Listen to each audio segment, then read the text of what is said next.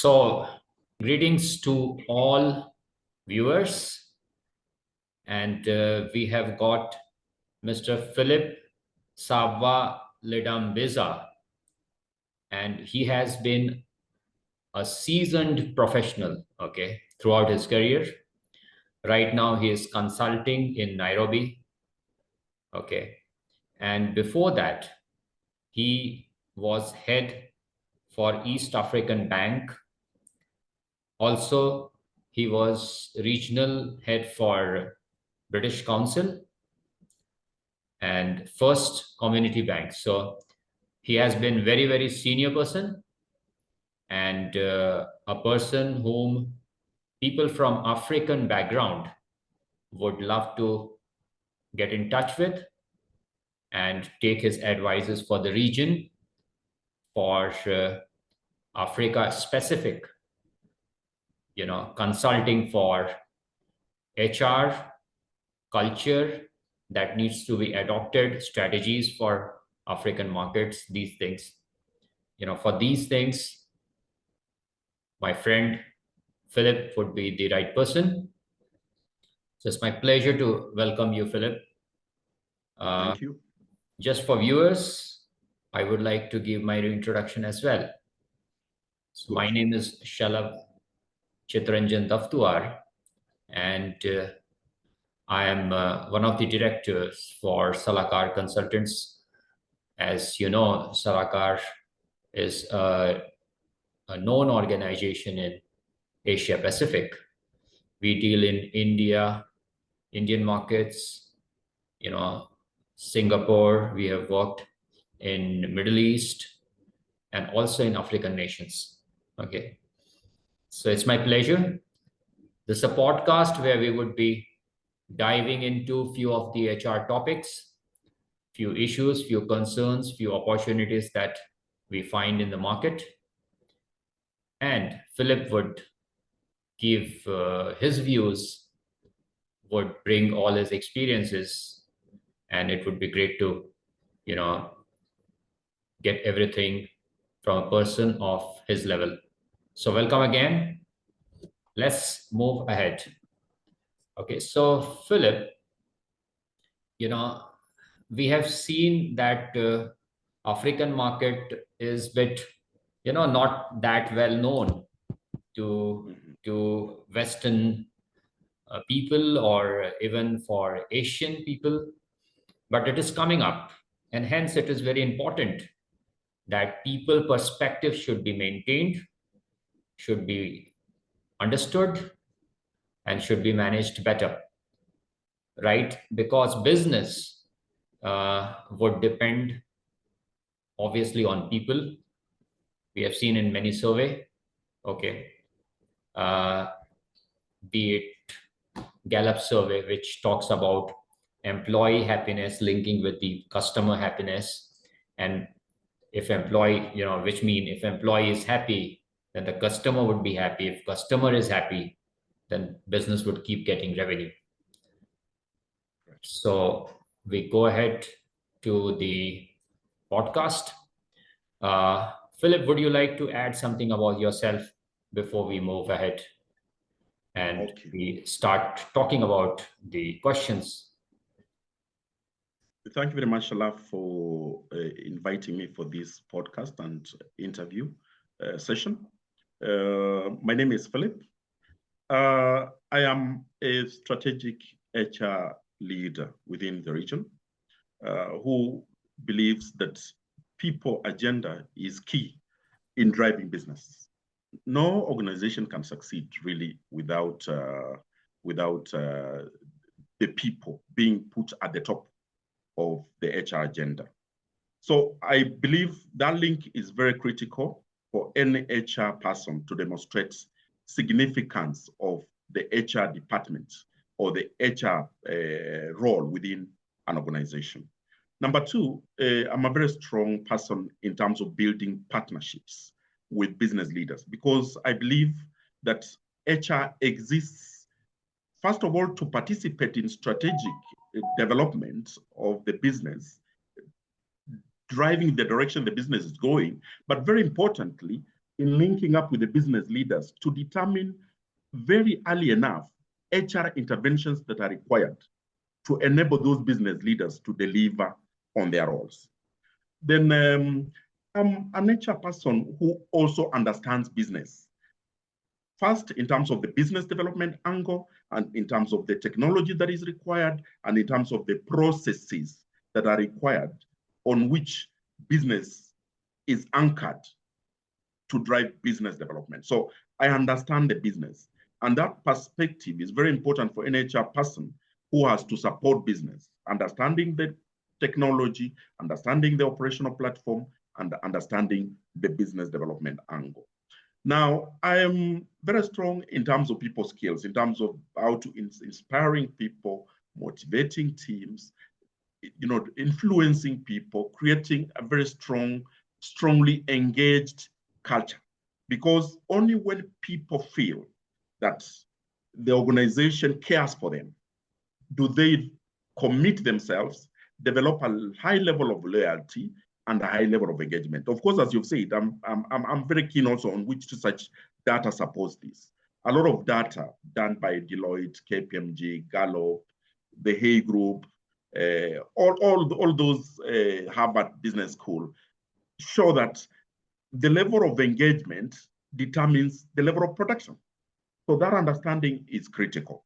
Now, I want to summarize myself by saying that I participated in ISO documentation to enable two banks, Consolidated Bank, which is on my CV, and also First Community Bank, to develop internationally recognized quality management standards in terms of processes.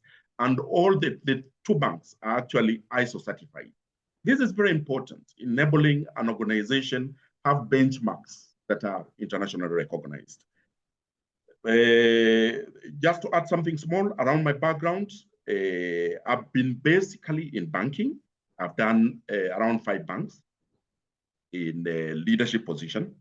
I've done with a non-NGO, which is the British Council, as a regional head of talent for Sub-Saharan Africa. Another NGO I've done with is called the Institute for Security Studies, which is a research think tank based in Pretoria, South Africa, again covering 7 countries within the Horn of Africa and East Africa as the coordinator for training and human resources. I started off as a teacher in a secondary school, then moved to become a lecturer in a university, and then now I moved into the NGO world. My highest level of education is a master's in educational psychology. I have a bachelor's degree in education arts, a postgraduate diploma in project management, and a higher diploma in human resource.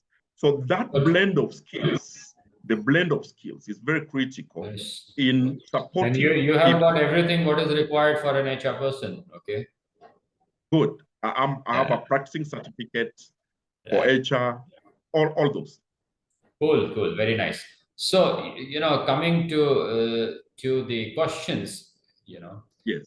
So, Philip, Yes. since you are veteran and from African market, okay, Yes.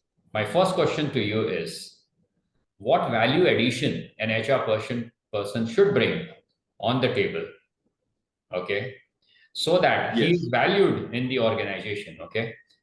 HR person should not be a back office guy, or HR head should not be a back office guy. Like, if there is a board meeting, you would definitely like to have your sales director in the meeting, okay? Very good.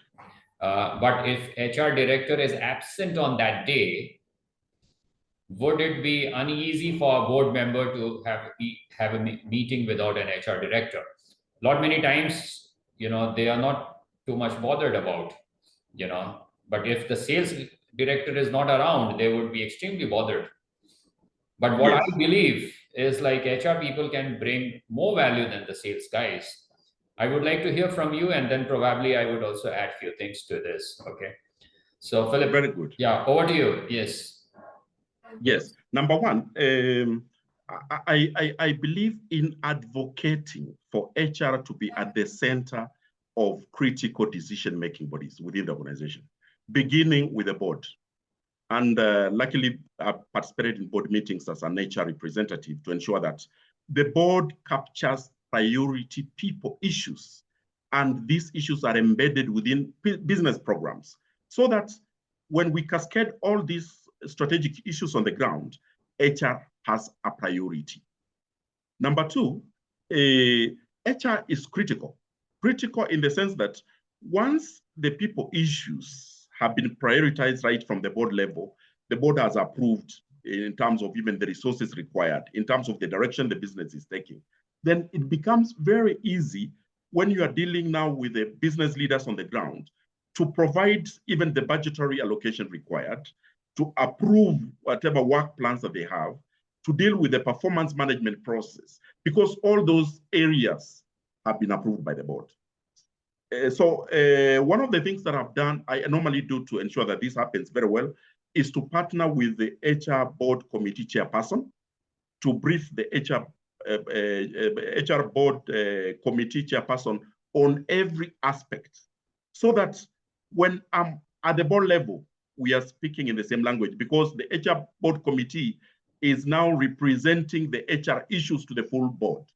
And that works very well. At whatever is required has been discussed at the board. You've got the approval, and therefore very easy to cascade. Number two, and this is very important, is that once the board has incorporated HR items, then now you come back to the level of the CEO and the level of the line managers, the other directors. It is very easy now to provide guidelines to the other directors in terms of what is the theme of the strategic direction the business is taking, so that everybody moves together with a common purpose, that this is the theme, and this is how we're going to cascade it to our teams. So it works very well, because it then cascades from the top to the bottom, up to the the members of staff who are developing their performance plans, and they develop those performance plans in order to align them to what the board requires. You know very well that most of the budget, particularly, is approved at the board level.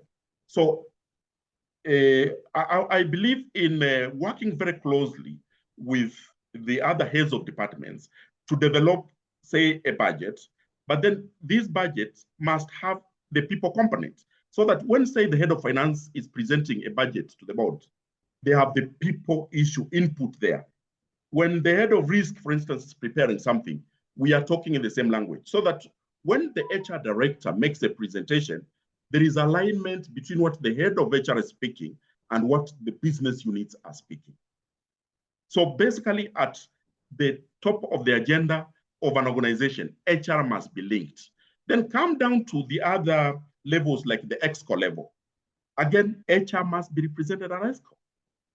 HR must have direct access to the CEO. Why?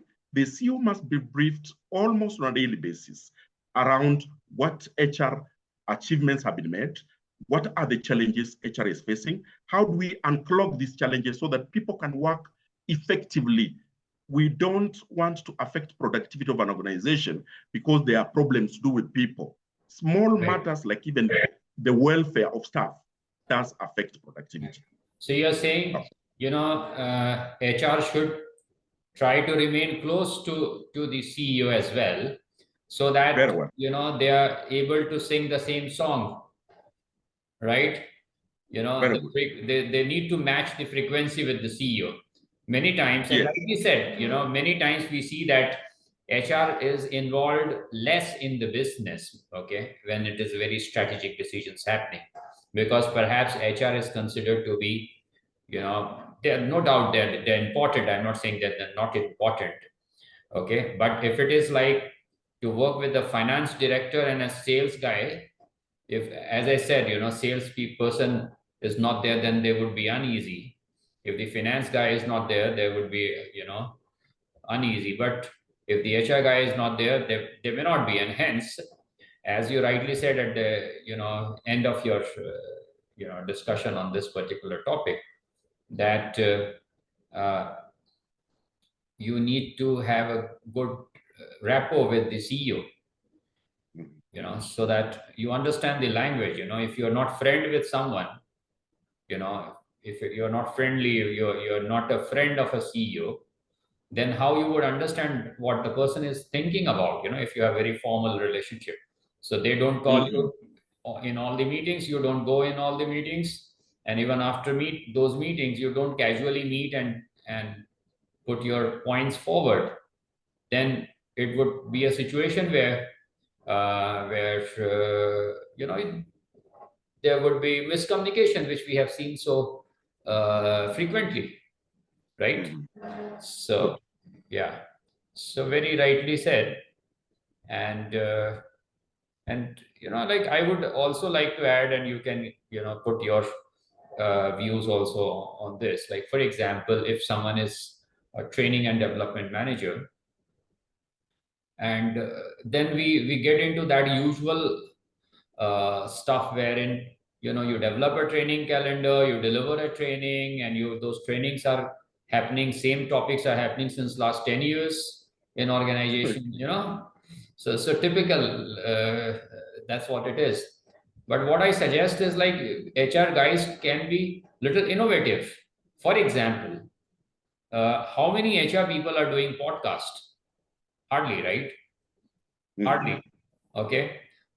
And this is an influencer business, marketing these days. It's not chasing the customer, less of chasing the customer like a hunter, rather than it's a farming, which is influencer marketing. And influencer marketing is a common sense, how you should develop your tweet. It's a very common thing, two-line tweet you have to develop. This HR person can train to their sales guys and impact the business with whatever 0.1% or 0.001%, but those impact can come, and hence the value of HR can increase. But if Mhm. HR is into that rut of, let us have a communication training first, and the time management second, and the third is a stress management, you know. But There'll unfortunately, be a we problem. see we see that many times. Of course, I'm not talking about all. There are many very good, excellent strategic guys in the market. I'm not talking about that. Uh, Certain organizations are very innovative, and HR guys are on right things. They're on the top of it. But yeah, I'm talking about few people who miss the bus. Okay. Mhm. My question would be, how many times you show the ROI on what investment you are having on HR. Okay. Yes. That would bring value, something like that. So that's great. Yeah. Would you like to add anything, or should we go to Yeah. the No, next I can add. one? I'd like to add something on that. Um, in terms of the training and development area, it's very important that any training that is being done must be linked to the business. It must be business led, and the quickest win on that is to ensure that you link training to performance.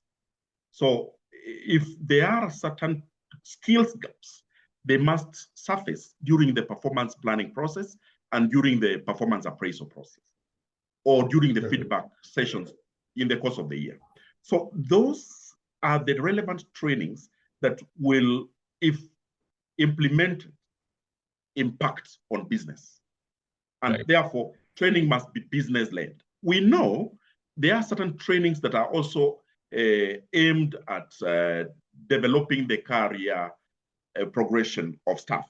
But you see, career progression of staff, again, is to be aligned to business. Absolutely. Yes. Absolutely. Yeah. So that alignment is very necessary Yes. in order not to have just a wish list of Yes. training programs. Yes. Yes. Absolutely.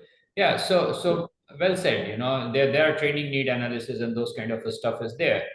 But your point is definitely good. And of course, again, few organizations, they do adhere to those things, but few may not, or few people know that this is what it should be done. I have seen even very large organization, Fortune 500 companies, they do know that training need could be pulled out from the appraisal, system during performance, appraisal sessions and those forms. Okay, but then they forget about it, and then they rely only on the training need analysis. Okay. Oh, that's dangerous. Yeah. Or the way you are saying, if say out of five, two sales guys are doing, overall they are doing poorly, then going deep, digging deep, what's the problem? Instead of his manager saying his communication style is not that good, probably his communication style may not be great as per him, but could be more natural as per the market. Okay, market might like his natural way of talking, he may not be very polished. But if you go deep, you might find that he is not great in accepting rejections, but the manager would say that he is not good in communication. But if you go deep, you might find he rejection, when rejection happens, he is too much upset, he takes it personally. So his training should be on how to handle rejections. Okay, and hence Good. what you said, linking with the performance of the individual, not rather than only the views of the managers or an employee himself, should be the Yes. criteria to decide on training. So well said. Okay, so the Yes. next one is, since you are from the region, okay, Yes. I would like to ask that if we have to manage employees for longer duration, we want longer tenure of an employee in an organization. Okay, typically in African conditions, right? So what methods one should have uh, in African conditions, so that, and globally also, since you have been dealing with global organization as well, so one could be African conditions and another could be globally, how to retain employees for a longer duration, so that's the another question. Okay, so Okay. yeah. Okay. Retention, first of all, retention of talent is very critical for business success, because the shorter the duration employees stay, the more expensive it is for the organization in terms of productivity Absolutely. and the recruitment costs. So the first thing that needs to be done is during the onboarding process. When you have recruited talent, during the onboarding, the induction must be thorough. It must be an induction that shows that you are a caring organization. This person learning, the inductees learning curve should be shortened. And to shorten it, it means all the necessary stakeholders must come into play so that they easily acclimatize this particular new stuff to the policies, the processes, the system, products knowledge of the organization. Once he's acquainted with the culture within a short time frame, a culture that demonstrates inspiration, a culture that demonstrates care, a culture that demonstrates fairness, the employee lands on his job within the organization with a mindset of staying longer. That's very important. Number two, very importantly, is that not all employees who join the organizations have 100% skill sets that you require. So these gaps can be identified during the interview process, and you agree on personal development plans. A training needs analysis can be done. The performance management process can still complement this process. The point is, staff who have the relevant skills to do their job because you have exposed them to the relevant trainings, and these trainings have been aligned to some of the best, some of the most effective training strategies, like on-the-job training, which is rated at around 70% level of effectiveness. Then the social learning models like coaching and mentoring, and face-to-face, of course, around 10% minimum provision of face-to-face, but a lot of on the job and then the social learning processes. When an employee has the relevant skills to do the job that they need to do, they are motivated to do the job, they are more engaged to do the job, and they'll stay longer because they perform well. There is no threat to their career at all. Linked to the issue of training, of course, there must be a proper competency analysis within the organization to develop a competency framework so that employees know, when I join this organization, this is how it will look like in the next 3 years. This is how it will look like in the next 5 years in terms of their career progression. So they have a futuristic mindset. They will stay longer in the organization as long as they can see implementation of those career paths within that competency framework. Number 4, you need to have competent line managers. People say people leave managers, they don't leave organizations. How managers are competently trained to effectively manage their teams impacts on the morale of the team, it impacts on the engagement of the team, and it creates an environment within the team that either leads to a high turnover or it leads to retention. So the level of manager competency is a very key component that an organization that is keen on retention needs to focus on, because people leave managers, they don't leave organizations. Very, very importantly, these days now, we have what we call a flexible working environment. Gone are the days when people used to fix themselves in offices, even when they don't need to be within a physical office. Now, careers are revolving around hybrid working system, remote working system, which brings in flexibility to enable the employee live a balanced life. And a lot of talent, I've worked with organizations where you give somebody targets and somebody is able to hit these targets by 10 o'clock in the morning. So what do you do to this employee? He has done what he's supposed to do in a day within 4 hours. So then the issue of remote working or hybrid working system kicks in. So flexibility at the work is a key component of determining whether you'll attract talent and, very importantly, you retain these talents. Work-life balance. People want work, yes, but human beings are not like computers. They want a situation where we care as an organization about their well-being. Are they just to be fixed on their desks the whole day? No. There must be times, interludes of some breaks, interludes of a team building activity, interludes of a project that they are doing together with other teams. On a Friday or a Saturday, they are going out for a team building on climbing on maybe one of the mountains within their region, or swimming, or taking some of the risky adventures like Skyping, those kind of things. A party when it's necessary, a birthday party for a member of staff and people sing around it. That diffuses tension, it diffuses stress. People become balanced. Their health improves. Of course, coupled with, medical health checkups, sporting activities, you are building a healthy workforce that is able to balance between the work they do and the play. When you balance between work and play, productivity improves. So people could even work for lesser hours in a day or lesser days in a week, because there are some organizations which are moving towards a 4-day week. And productivity improves a lot. And this notion needs to be embedded within the line managers who are managing people directly. So that when an employee, for instance, walks to their office and talks to them about a sick child at home, or their own health, they want to see a medical doctor, or that they are feeling fatigued because they drove for a long distance, we want to encourage line management to be considerate, to be understanding.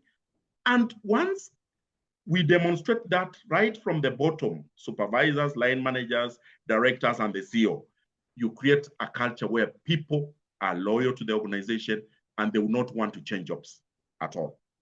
Now, I want to talk about the reward mix. Now, that's a very complex issue. people get attracted to organizations that have competitive reward and a good mix of benefits. And when I talk about a good mix of benefits, I'm talking about benefits where you can even negotiate with a member of staff what benefits are okay for them. Like I mentioned in the write-up that I sent to you, that younger member of staff are keen on immediate benefits. I mean, they want a laptop, they want a computer center to be able to do their research, grow their career very quickly, give you results immediately. They want a flexible working environment where you are not telling them, please, you must put on a suit, you must put on a uniform. What they are focusing on is productivity. Can they be able to deliver within the time that you require or even lesser time? The older members of staff are interested in a medical cover. They now have children and their health is challenging. They want pension for security purposes. So they are keen on job security. So when you have a mix of benefits that considers the diversity of staff that you have and a reward that is competitive based on a survey, which are supposed to be done most of the time, frequently, to ensure that you benchmark yourself among the best organizations based also on your productivity and also your internal equity policies, then you attract and retain. Because people want to work for organizations that pay them based on productivity. I'm giving this much effort, and this is the value I'm adding to the organization in terms of performance. What am I getting? So frequent surveys, benchmarked internally and externally, will make the organization competitive and make competition less attractive. Cool, cool. Right? Very nice. Yeah, very nice. Great insight. Okay, great insight. You are an encyclopedia of HR, it seems, huh? All right. Okay, you're summarizing all the great points together. Well said. Very well. So there's a lot of confusion, mainly in the Asian markets and the African markets, Yes. wherein people say flexibility now, Elon Musk, asks people to come back to office. Yes.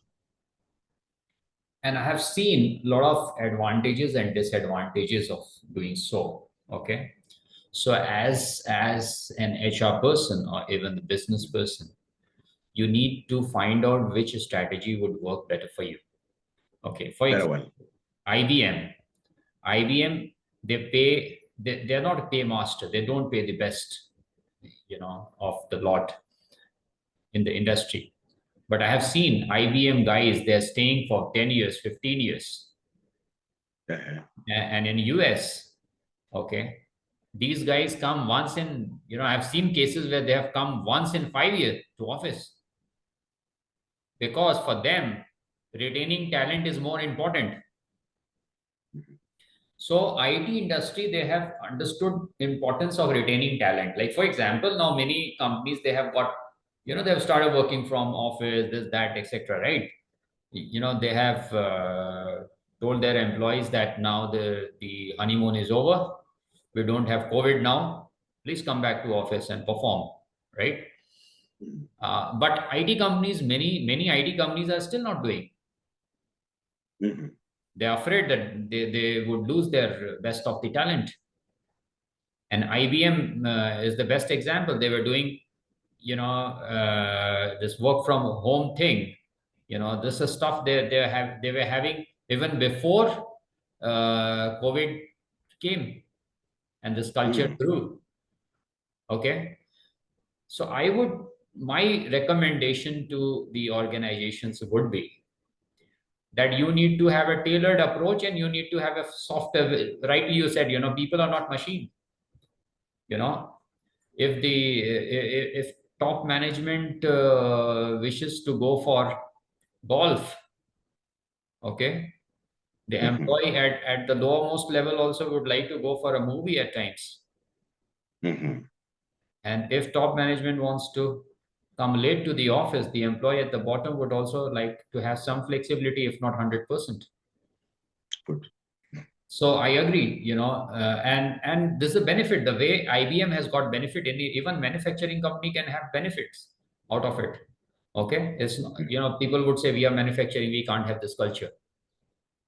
Okay, but you say you can have a different strategy that in manufacturing, probably the laborers or an operator of machines need to come uh, and show all those, like, be in office and work and perform and bring the productivity, etc. But an accountant or an HR person or a strategy guy or a digital marketing guy did not ape what a production supervisor is doing of a manufacturing company. Okay, and we can find out a way. Business, if business do not bother to find out a way, which is the case right now, then employees would not bother to stay over there. They would also try to find the next good organization which would be equally aggressive for the culture part and pay the money what is required. So they say here or somewhere else, it's the same thing. It's not, this one is also not heaven and other places a hell. It's not like that. This is also hell. The other place would also be hell. So better I take a better package in the next hell. Cool. Right? So yeah, I mean, I'm going little uh, showing a more darker side of it, but this is what it is. Okay, why they don't bother to stick around with an organization? Because of this reason. If you don't have a flexibility, they say, "Yeah, better fine. You don't have flexibility. The other fellow don't have a flexibility, so they will give me 20% hike. I will go and join there." Or if It the other happens. person, and I have seen while hiring, I have seen if someone is having a Saturday off, then they would ask this question, "Ki, what about Saturdays?" Okay. From the other angle, it would be this fellow, as an interviewer, people would say he's not interested in working. He's asking why Saturday is holiday, or what is this case. So, someone would say he's not interested in working. Okay.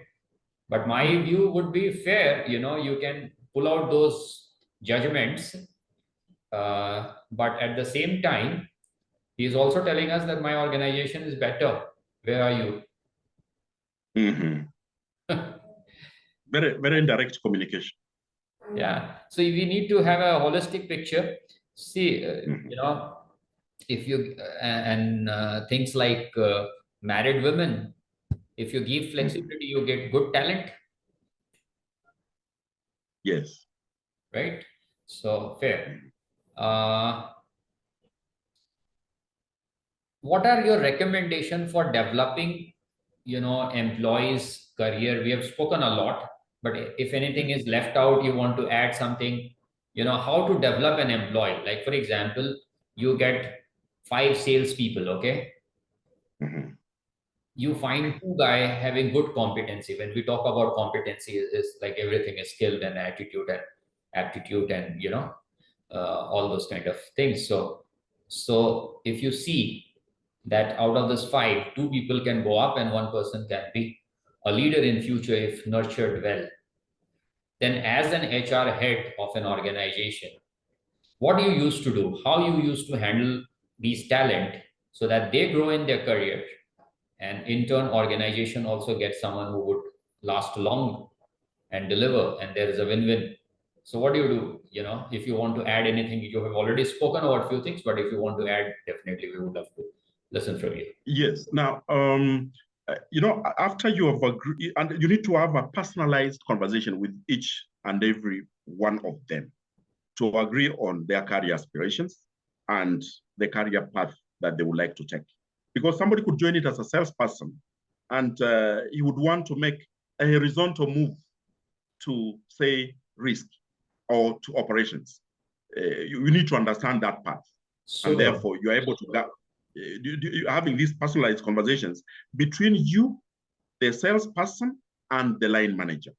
Because it is the line manager who will drive the process and he needs to own it. HR will come in to support, and the team member needs to understand the journey. That is number one. Number two, I've dealt with tools called tools that do mapping of talent mapping tools. One of them is called the 9-box grid. You want to map your talent so that you know who is a high potential employee, who is a medium potential employee, and who is a low potential employee. So after you've done your mapping, those five people will fall into different grids within the talent box with different personal development plans, which are to be implemented in liaison with those three stakeholders that I've talked about, the line manager, HR, and the team member. And some of them majorly will be around learning on the job, where you delegate tasks to them, exposing them to projects where they learn in cross-departmental projects where possible, making secondments to them, doing a job rotation for them so that they complete their personal development plan. Now, within which time, of course, you'll also do talent reviews to determine whether the talent is progressing as per the career path agreed on. So when there are vacant positions within the organization, then one of the things of progressing your salespeople will be to appoint them into those positions. Now, you said that these people have got in as salespeople. Now, up the ladder, there are assistant managers, sales, manager, sales, or head of business development. So that's the career path that they are taking, those who have chosen that career path, and they are being exposed to the relevant learning processes that develop them to that level. For leaders, we have tools called leadership profiling tools, and they're offered by different organizations, which will test their personality, test their leadership potential, test their aptitudes, their level of intelligence. And all these variables are put together in what is called a personal development plan for the leaders. And they're exposed to leadership development programs, which could be through a learning management system, or it could be through a face-to-face session, or it could be through coaching and mentoring, where you have developed a team of expert internal coaches and mentors to drive that process, to grow these leaders from one level to another. And this builds then into your succession planning process to ensure that you have what we call business continuity. The very important aspect of developing leaders again will be, and staff, will be to make sure that at the beginning of the year, you as the HR in liaison with the line manager advocate for a budget which will provide the resources required to upskill staff based on the personal development plans and based on a calendar that you've developed for the whole business. And once you get approval of that, then now the process of rolling out in the methods that I've talked about will kick in. One of the value adds that I've always done when I've joined organizations has been the issue of cost effectiveness. Cost effectiveness.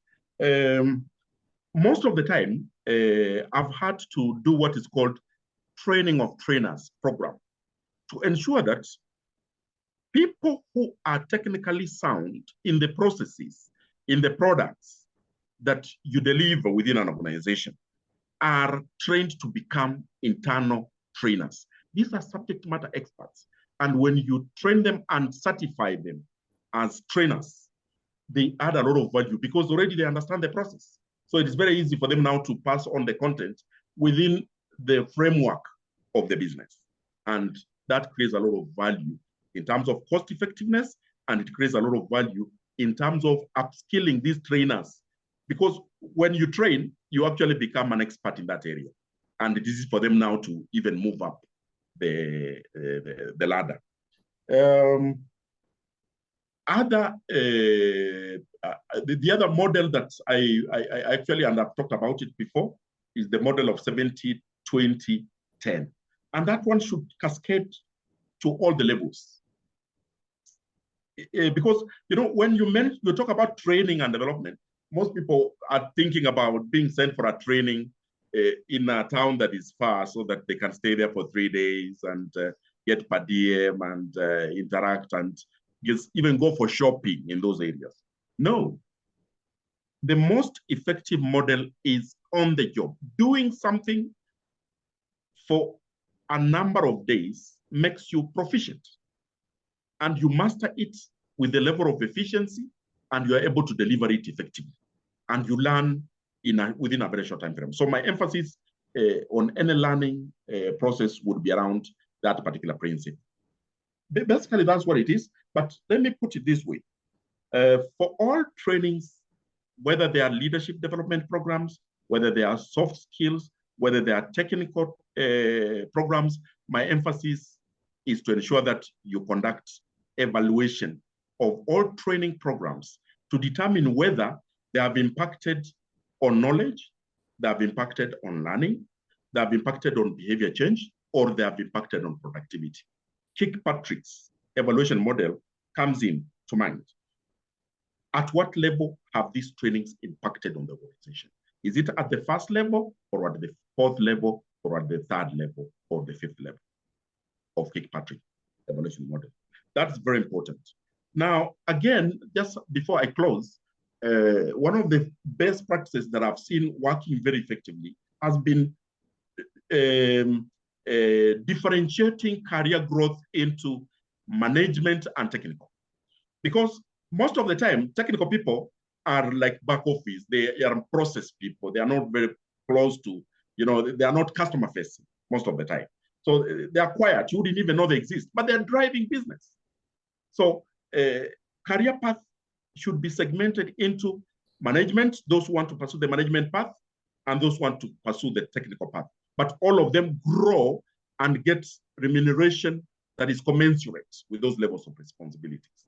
That way, you're able to retain a technical person who can't get into management and feels they are stagnated within their careers. Very right.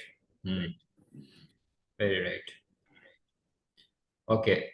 Another one is, what would be your strategies, in African market, particularly, to enhance productivity of an employee? Okay. So you have got 10 people in sales. Someone is giving better productivity. Someone is giving a lesser productivity. Okay. And similarly, even in production, say, for example, you are in a back office, if the banking is considered, or you are in a factory, then production guy, someone is performing better, someone is not performing that better. So you have to upgrade, you have to induce certain systems, certain processes, or even strategies which could help to improve the productivity of employees in an organization. Like, for example, sales head has got responsibility to drive sales of the department, of the organization, of his people. And HR guy, is he going to sit on the sidelines and going to see what's happening around? No, HR also need to come in, intervene, and improve the productivity of the employees.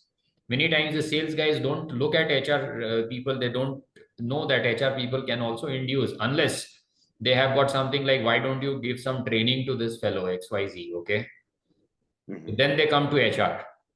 But what I believe is, like, HR themselves can be a nucleus, a center point, and the sales guys could be, the electrons moving around the nucleus. But sales guys, they make themselves a nucleus, and they feel the HR is an electron which is lost in the air somewhere. Okay. Okay.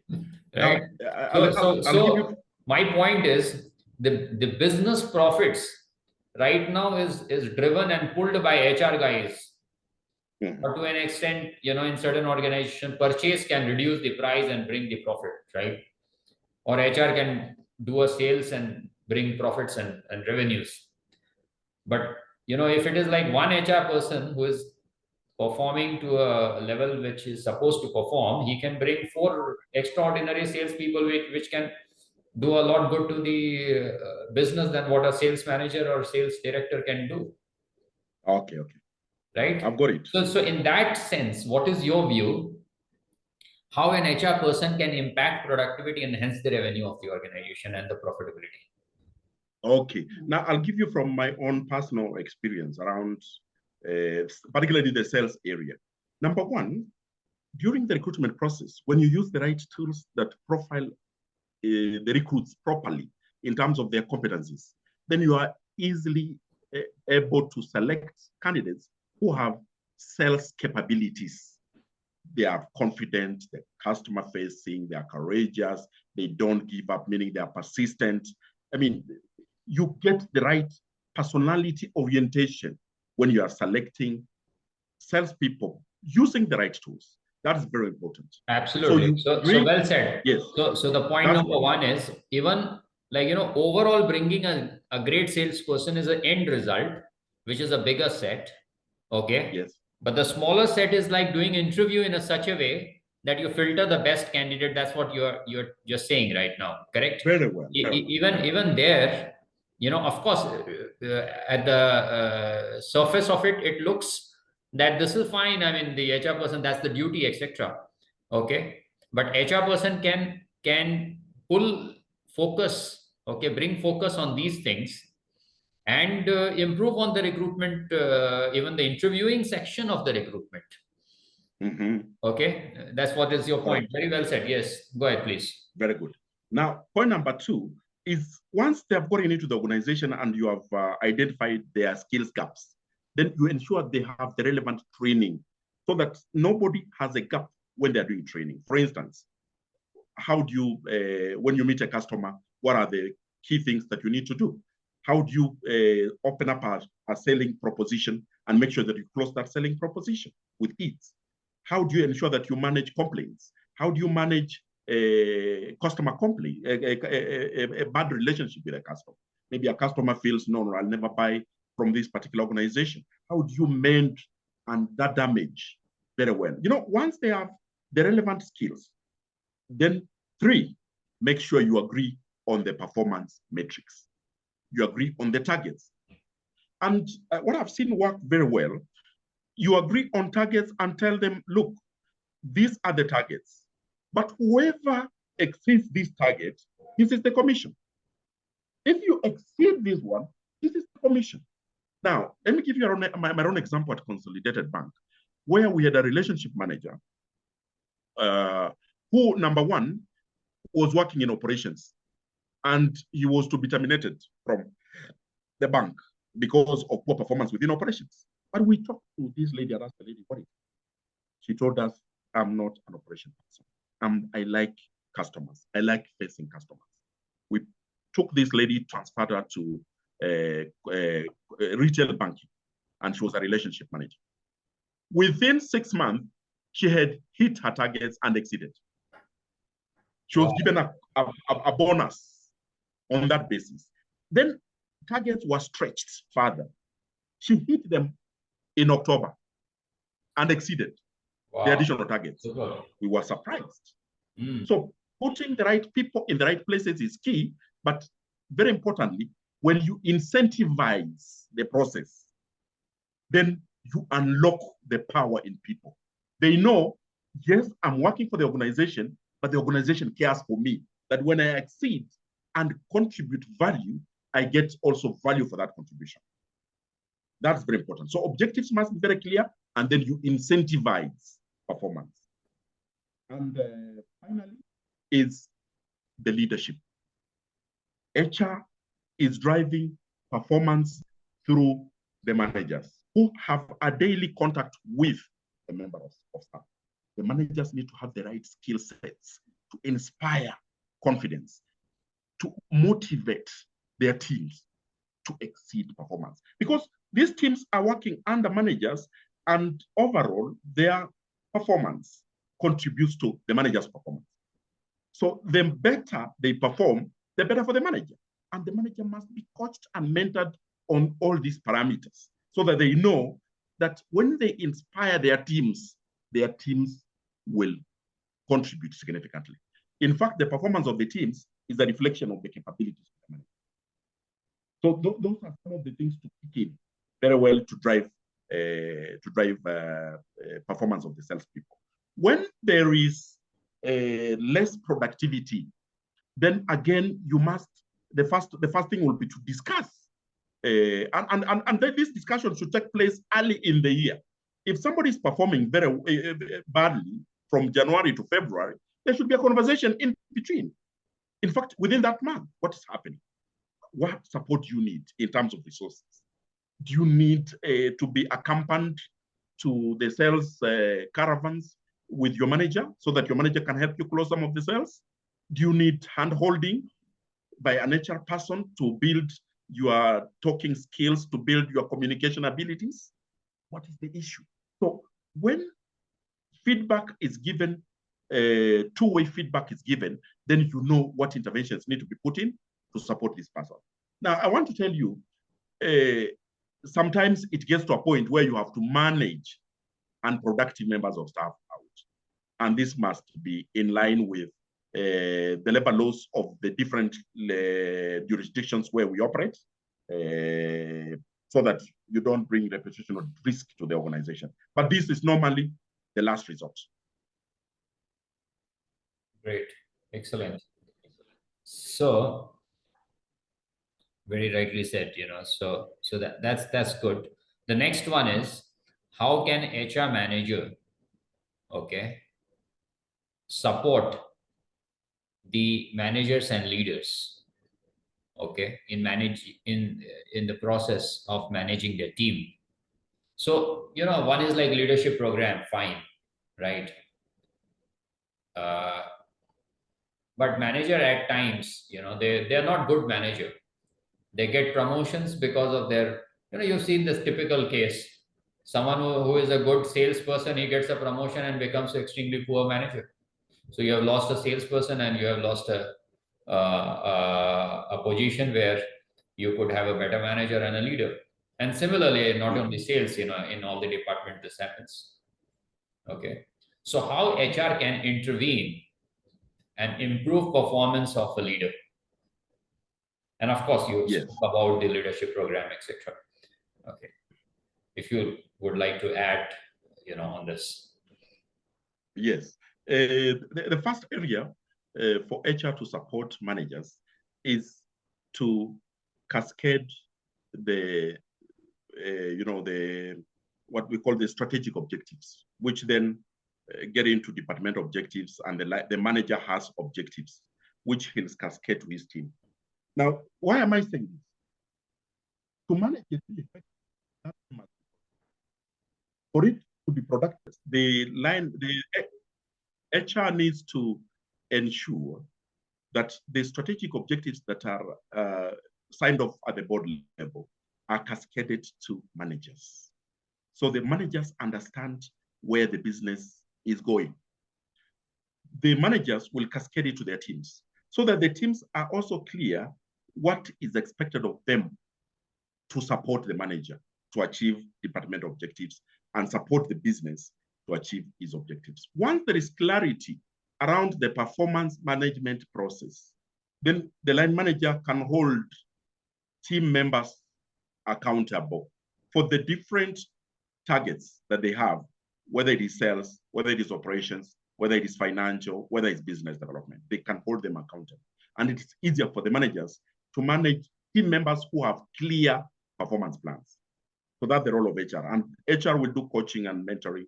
It will train the managers. It will train the team members.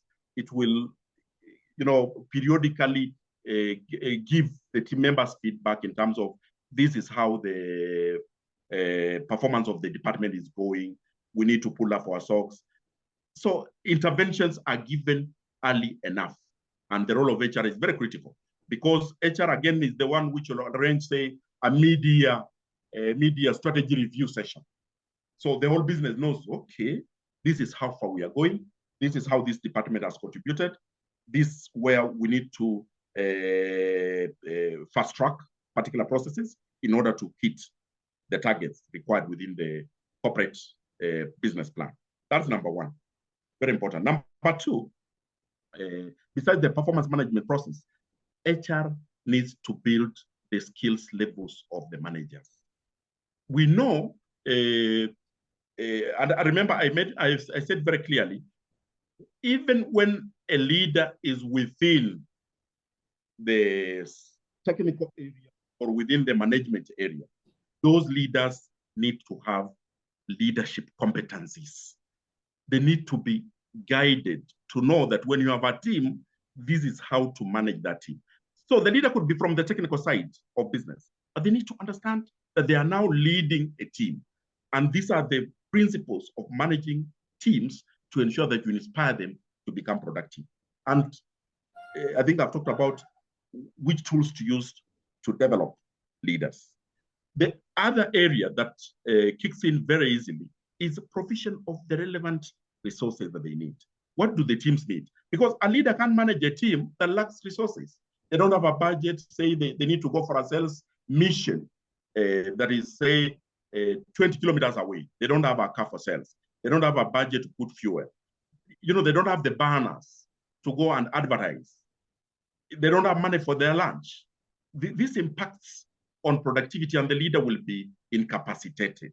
So having a proper budget, having provision of relevant resources that are required for the leader to manage their team is critical.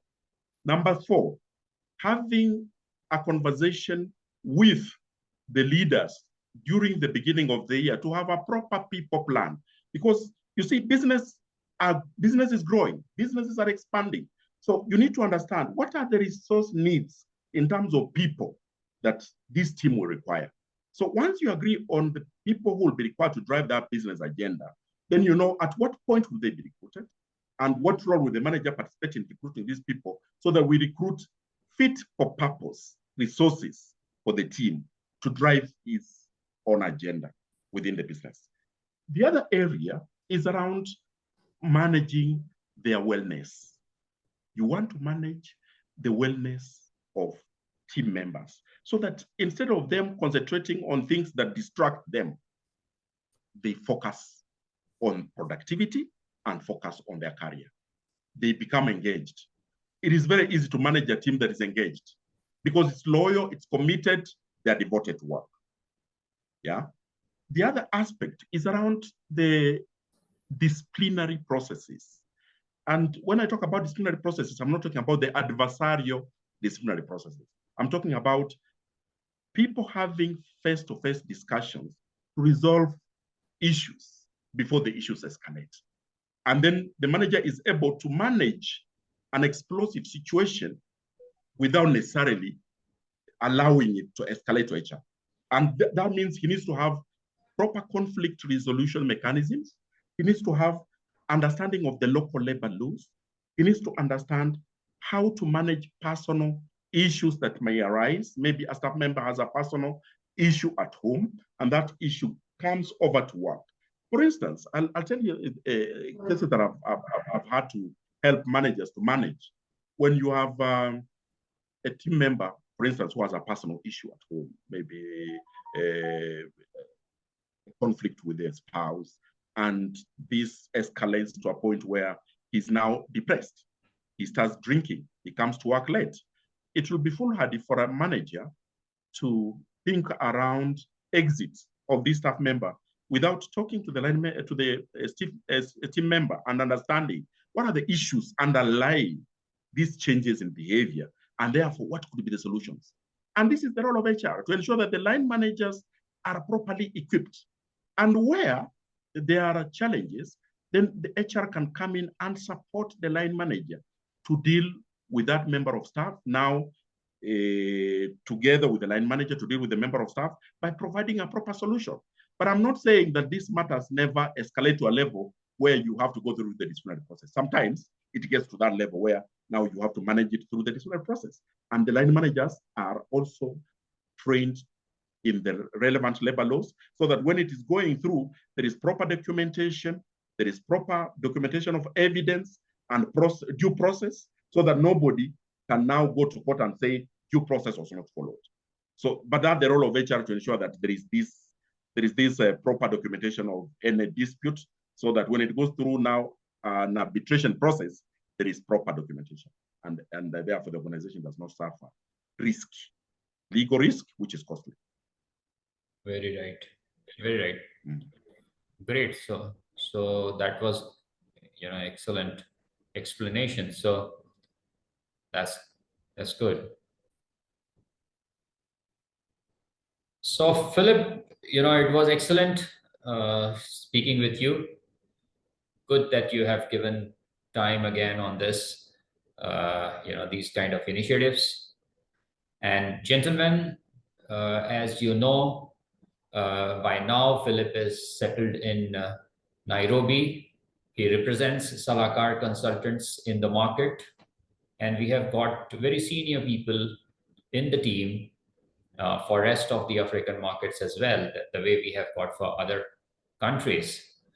So, and we have got services wherein you can go for HR consulting for project, certain projects. You want to develop your performance management system for employees, or you want to start a training, or you are having a problem with some recruitment. Those are assignment based, consulting we can do. We can help out. We can pick up those issues of yours and resolve it. And there's another one which is for organization where they want to get help for entire HR activities, which we call outsource HR director or outsource CHRO. And you can get a part-time HR director as well, which we call shared HR director or a shared HR, CHRO. And Philip is there in Nairobi. If you wish to get in touch with us, do not hesitate. There are all descriptions there in the in the comment section. You can read that and you can get in touch with us. Phillips, would you like to add anything, or we should? Yes. Yeah, if Now, you want to add, that'd be great. Yeah. Yes, I'm very delighted to take on that kind of role, and I'm very much available because I have quite some time on my hands. I understand the African market very well. I'm conversant with the different labor laws within the different countries. I understand the culture of the region, and therefore it's very easy for me to link up and ensure that I create value for any clients you may have, and that will progressively enhance the client's profile. It will enhance also your profile as service providers of these unique HR services that you provide. So I'll be very glad to link up with any of your consultants working within the African region, or to do any outsourcing HR role that could be available. Great. So excellent. It was our absolute pleasure to speak with you, and we look forward, for something similar in future. All right. Thank you so much. Thank you very much. Thank you. Have a good day to you too. Bye-bye.